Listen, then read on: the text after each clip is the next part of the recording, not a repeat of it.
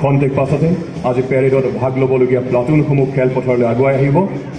এতিয়া মাৰ্কাৰসকলে নিজৰ নিজৰ স্থান ল'ব। नमस्कार। 15 अगस्त भारत के इतिहास का एक महत्वपूर्ण एवं गौरवशाली दिन।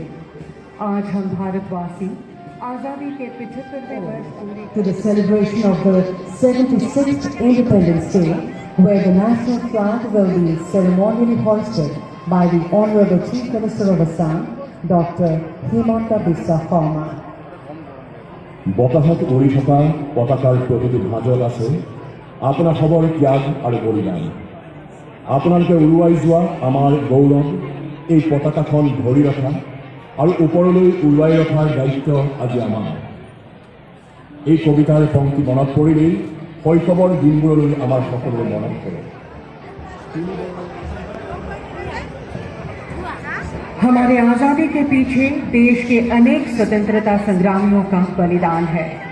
As all of us celebrate today, we bow to all those martyrs who made enormous sacrifices to make it possible for us to live in a free India. लड़े जंग वीरों की तरह, जब खून खौल फौलाद हुआ, मरते दम तक डटे रहे वो, तभी तो देश आजाद हुआ।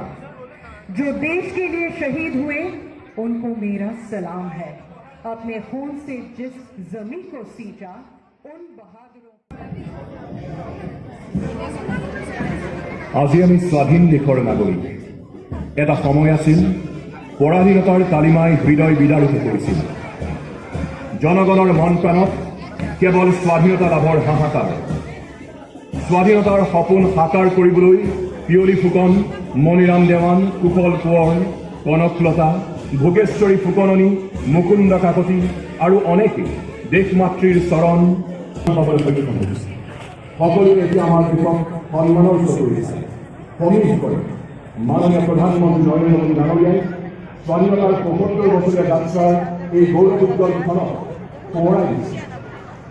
স্বাধীনতাৰ অমৃত মহোৎসৱৰ অৰ্থ হৈছে স্বাধীনতাৰ শক্তিৰ অমৃত, স্বাধীনতা সংগ্ৰামীসকলৰ পৰা লাভ কৰা অনুপ্ৰেৰণাৰ অমৃত, নতুন ধাৰণাৰ অমৃত, নতুন সংকল্পৰ অমৃত, আত্মনিৰ্ভৰশীলতাৰ অমৃত।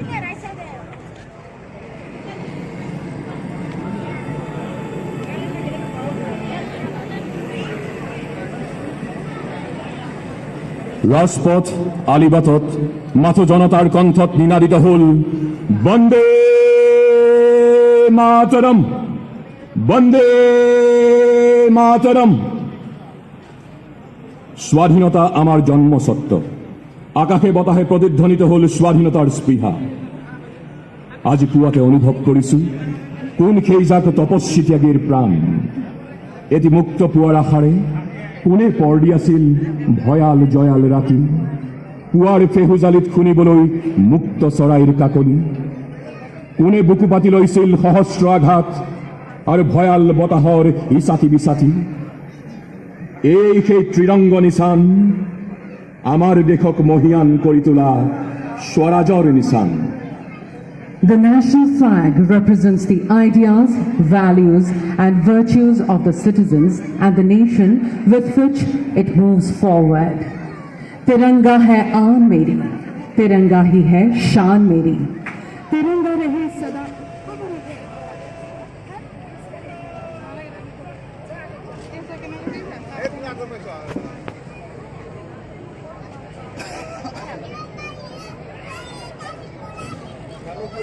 আমার মধ্যে উপস্থিত হয়েছে